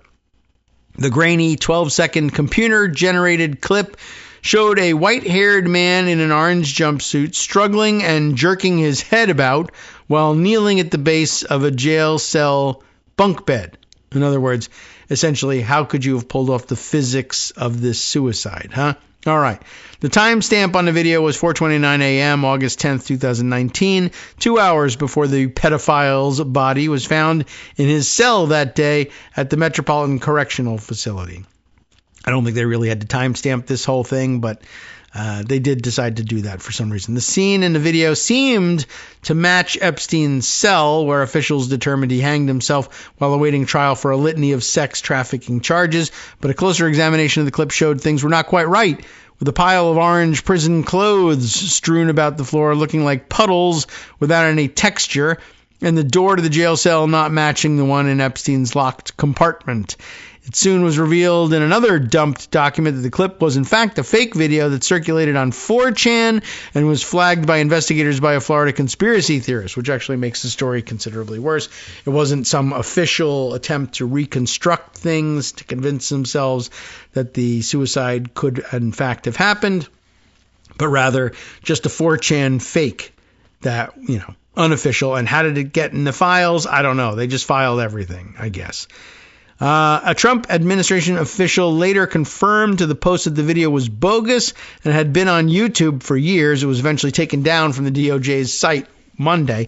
The 1,000 FBI agents and lawyers going through the files, I guess, at no point did they say, this doesn't belong in the Epstein files. Why did we file a 4chan YouTube video? I don't know. Well, release it. Anyway, its appearance had already caused a flurry of interest online, you can imagine, with many viewers thinking footage of Epstein's death had finally been revealed, because that would have flown in the face of investigators' longstanding narrative that the cameras watching Epstein's cell malfunctioned on the night of his death and that no footage existed. The lack of video has been one of the primary sources of conspiracy theories around Epstein's death, with some people using it to fuel stories that the disgraced, once powerful financier was murdered by shadowy forces. They don't have to be shadowy, but it makes it sound that much more exciting if they are. Those fires were fanned during the first dump of Epstein files earlier this year, when a clip from outside Epstein's cell block on the night he died was finally released, but a minute was missing, just before midnight. The DOJ insisted nothing was amiss, and that the so-called missing minute was merely the result of the jail's camera system recycling. If it does such a thing, I don't know. A version was finally released to show that nothing nefarious happened during those 60 seconds. Epstein had been on a suicide watch before he died, but was taken off and was supposed to have a cellmate living with him. His cellmate was transferred out just a day before Epstein's death. The two guards who were supposed to be watching him at the time of his death were also sleeping on the job, and later admitted to falsifying reports to hide their blunder. While a medical examiner determined Epstein died by self-inflicted hanging, an independent autopsy organized by the fiend's brother suggested that he suffered a neck fracture that tends to occur during strangulation murders. Well, all of those details have been fodder for conspiracy theories since Epstein's death, despite extensive investigations and thousands of dumped files revealing no widespread cover-up or smoking gun. What do you know? Congress voted in November to have the Department of Justice release all of its Epstein files, with President Trump, who flip-flopped on the issue after being reelected, signing the bill within days. So flipping and flopping and flipping again. The file dump began last week and so far has revealed scores of photos, including alarming images of Epstein canoodling with very young girls, but so far no evidence of conspiracy has emerged. So there you go. And then they helpfully say, by the way, at the end, if you're struggling with suicidal thoughts or experiencing a mental health crisis and live in New York City, you can call 1-888-NYC-WELL if you wish for free and confidential crisis counseling. I don't mean to downplay it. You know, they should be including that. And so we will too. How do you like that? Okay. That was an interesting addition to the compilation of Epstein news. I am a little weary of the Epstein news, and there is other stuff that I can and should be sharing with you. Let's see. I did find, by the way, the posts on Blue Sky from Steve Herman, executive director of the Jordan Center for Journalism Advocacy and Innovation, and an assistant professor of practice at Ole Miss, as it turns out. And he had some interesting things to say about the Navy Golden Fleet press conference. I guess he watched that. So there's the note that Trump-class Golden Fleet AI-controlled battleships, as Trump is calling them. AI-controlled, that sounds like a great idea. Will be the largest, quote, in the history of the world ever built, with hypersonic weapons, the most sophisticated lasers, sure, why not, and cruise nuclear missiles, and ultimately there'll be 20 or 25 of these, announced the president. At what price tag? Nobody knows. Nobody cares. Doesn't matter. 20, 25, sure. Let's have them all. It is interesting. By the way, AI-controlled battleships, which of course, again, means we lose the next war to a moderately competent hacker who will just instruct these battleships to shoot one another, and then they will, and then we'll say, what happened here? That's crazy. Oh, well, we'll look into it in an autopsy after the fact. Plus, I love hypersonic weapons, nuclear missiles, the most sophisticated lasers. But elsewhere in the fleet, steam-powered catapults to be brought back on the decks of our nuclear-powered aircraft carriers. This is how we're going to do things. Everybody's going to have the nuclear and missiles and lasers and AI controlled, but the good old-fashioned steam for the catapults, because magnets, who knows? We don't know how they work. Same fleet, but, whatever. Steve Herman then goes on to say, by the way, asked about having enough workers to build all these battleships. I love supply chain questions like this. Logistics.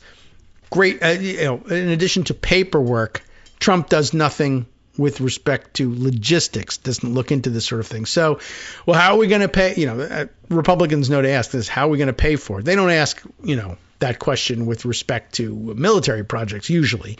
Democrats will ask that question, making fun of Republicans asking questions about how we're going to pay for everything.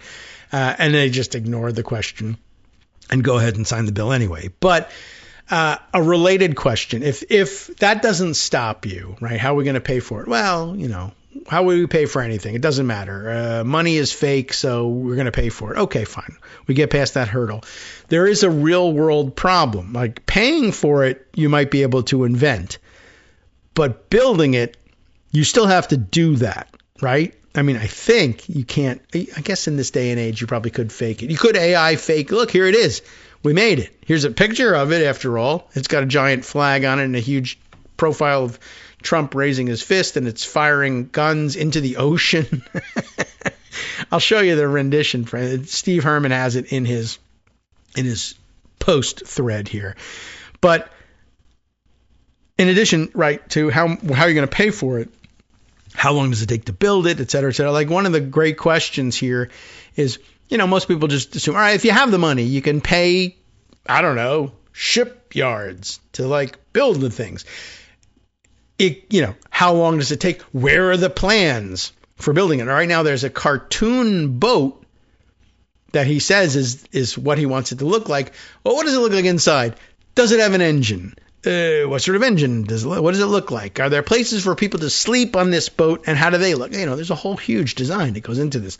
But in addition to designing the thing, that assuming that there's a design or that they can pay for a design and have it happen in some number of years. Okay, well, then what? Well, then we have to go to a shipyard and build the thing. Okay, do you have those shipyards? There are a few shipyards. Do you have the number of workers it would take to build 25 of these boats? That I hadn't thought about. I just assumed that if there are shipyards, there are workers in these shipyards, or they'll hire more. But how many would it take? That's a good question. So they asked him. Asked about having enough workers to build all these battleships. A smart question. President Trump replies, we're going to have a lot of robots helping us. By that time, not only will we have AI battleships, and you won't need people to build the ships. You don't even need people to sail the ships. Now, they're all AI controlled. They're just big drones with nuclear weapons on board and no one guarding them. Hooray. Plus, the robots are going to build it. So who's going to build these ultra sophisticated ships that can destroy the world? They have nuclear weapons and sophisticated lasers. Who will control these things? I don't know, but they're going to be built by robots. Okay. And now one of them comes back in time, I believe, at this point in the movie to try to stop it from happening. Anyway, here is the Trump-class battleship illustration in his next post, as released by the White House. It is the most ludicrous thing you've ever seen in your life, and you'll see it later on. And like I said, shooting waves as it goes by. It's shooting at clouds. It's shooting at waves. There's a helicopter nearby. It's got a little flight deck for helicopters to land on, but for some reason they made it look more like a basketball court than a helicopter flight deck. But maybe that's accurate. I don't know. And then, of course, the big Trump-class stupid logo, which strikes me as an odd thing to put on your armed forces. Like, here's a big picture of our president having been shot. I'm against sharing that, but Trump is not. So there you go. He wins. He's the commander in chief, damn it. All right. other stories to share with you. There are many. And I guess we got to get around to putting some of them on the record. How about this one? I thought this was an interesting report. We're having a round of reporting on MAGA civil war and the opportunity it creates for their weirder, more dangerous neo-Nazi aligned factions to rise to prominence. And that's troublesome. Plus, a lot of writing in mainstream outlets saying, we've just discovered that there are neo-Nazi types aligned with the MAGA movement, and maybe we should pay attention to them, which is endlessly frustrating to the people who were paying attention to them for the 10 years prior. But this, I think, of some interest, generally speaking. There's some events, I guess, over the weekend that highlighted it, and a lot of them involved Erica Kirk, for some reason, who is continuing her Mourning My Husband in sequined jackets tour across America, as it happens. Sequined funeral wear. It's a new movement. This one, though, over at MS Now, which used to be an NBC sort of thing, which is why Brandy Zadrozny has got the byline on this piece. Inside America Fest. That is what happened, I guess, over the weekend. America Fest. You must not have realized that America was having a fest at the time, but that is because it was White Fest and Fascist Fest, and we were all busy having lives. But inside America Fest, there was infighting, lies, and the desperate search for Charlie Kirk's heir. Turning Point USA's flagship event, I guess, is what America Fest was. Once a star-spangled show of strength for the right, is now a sequin-spangled fashion show for Erica Kirk, apparently. And it revealed a MAGA movement in crisis following Kirk's killing. And more in depth? You want more, do you? All right, well, Brandy has it. A couple of hundred America Fest attendees packed into the Phoenix Convention Center exhibit hall on Friday to see Erica Kirk speak. Couple hundred. That's it. Wearing a sharp black suit with some sequins on it and an easy smile and some cuckoo eyes, the new CEO of Turning Point USA, arguably the country's most powerful conservative political nonprofit, took her seat in front of a branded tour bus for a Q&A session, modeled after the Prove Me Wrong debates that her late husband Charlie Kirk made famous. But no one came to challenge Erica Kirk. Instead, a line of young women, most of them Turning Point chapter leaders, came with a more agreeable set of questions. Whether Erica preferred waffles or pancakes, her favorite holiday as a woman of God, and how to keep one's femininity in a feminist world. They asked for advice on finding a husband, which beauty pageants she liked best, and what books Charlie read. Everyone called him by his first name, like an old friend, it says parenthetically. Erica's answers, which sometimes rambled, like me, included stories about her husband and insights into biohacking, whatever that is, divine timing, whatever that is, vitamin C, the dangers of Botox, her two small children, and her grief, which felt heavy in the room.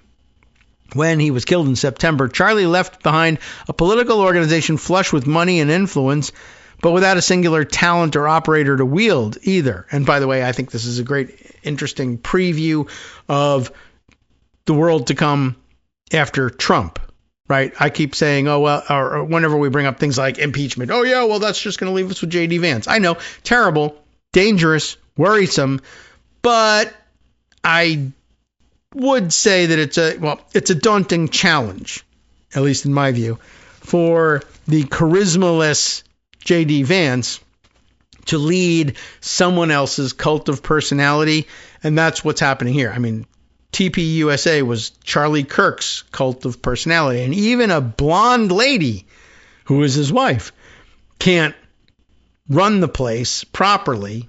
I mean, no one else could run Charlie Kirk's cult of personality, but if there was anybody that was going to work with in the Fox News world, it was going to be a blonde lady who had some, otherwise colorable claim to be his heir apparent.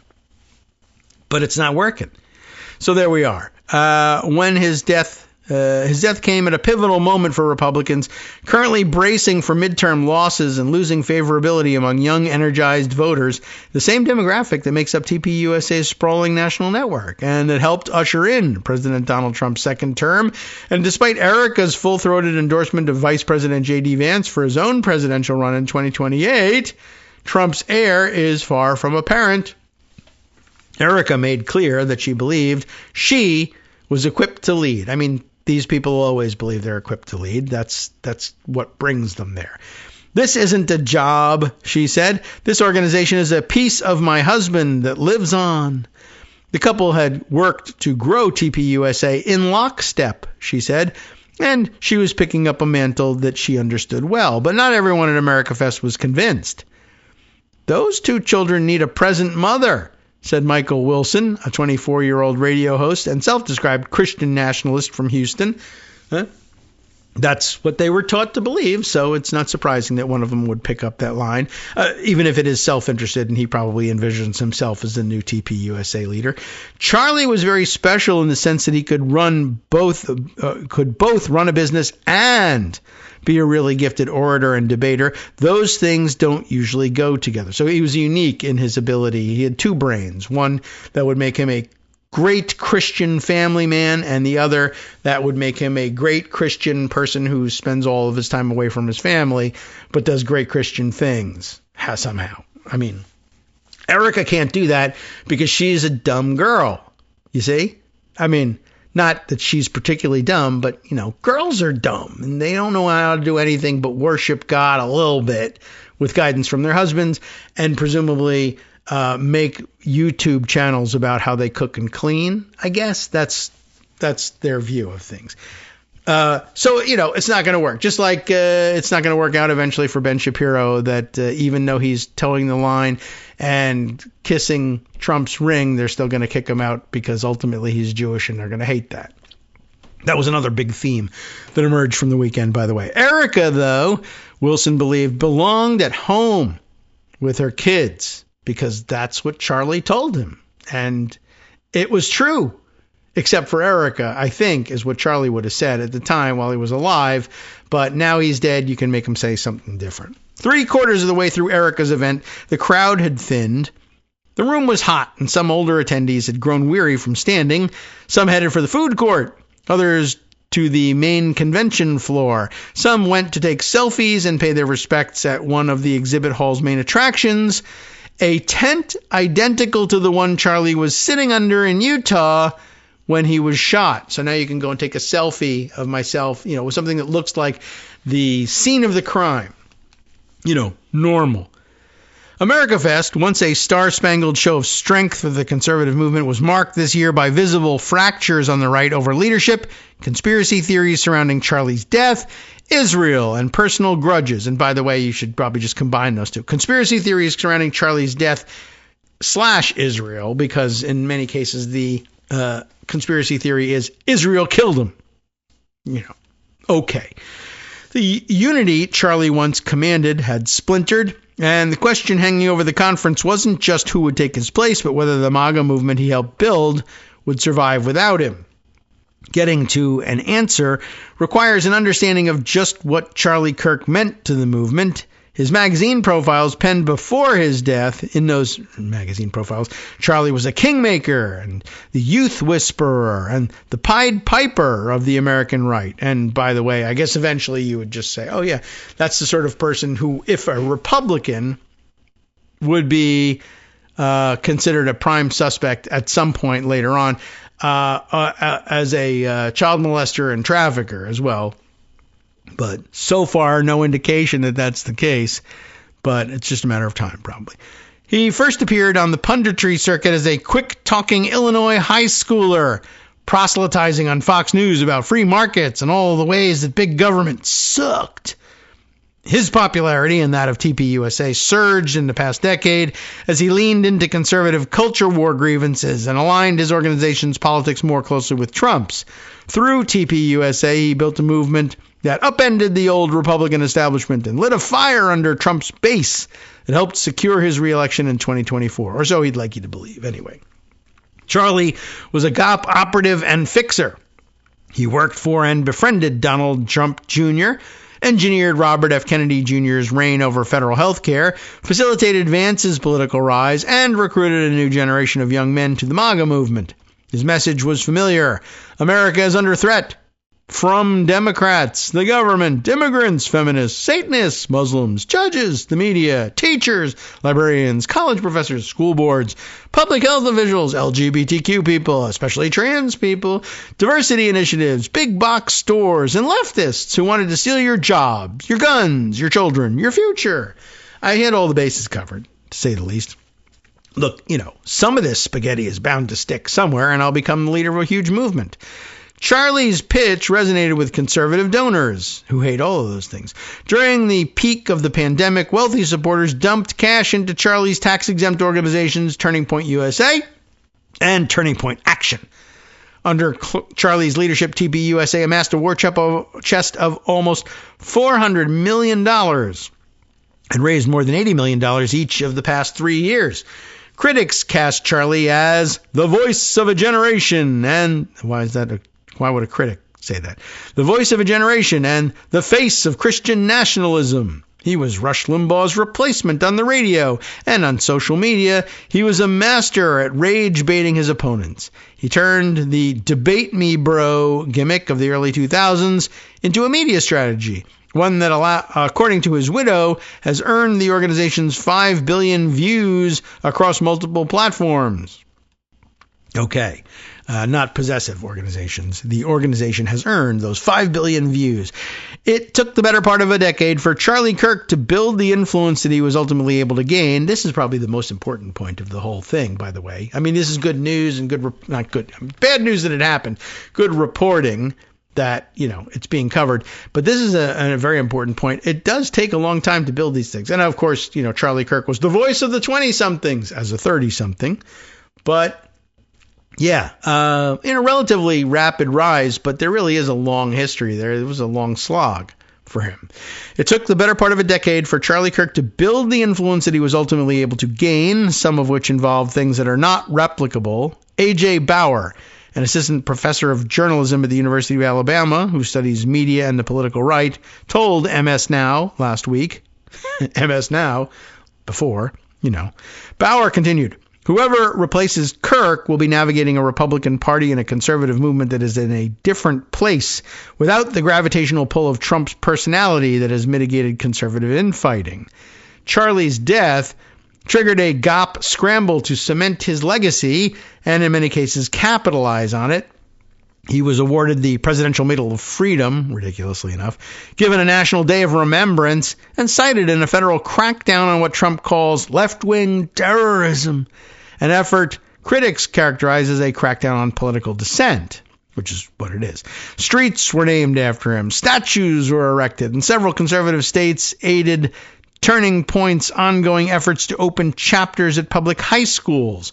Texas is the one I can think of. Right-wing influencers doxed and harassed people who spoke ill of Charlie, now a martyr for the Christian conservative cause.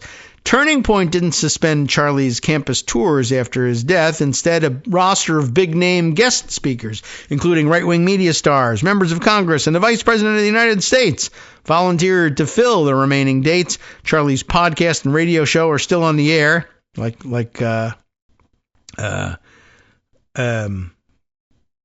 Herman, I'm blanking on his name now, who ran for president and died of COVID after one of the Trump events, and his X account kept working.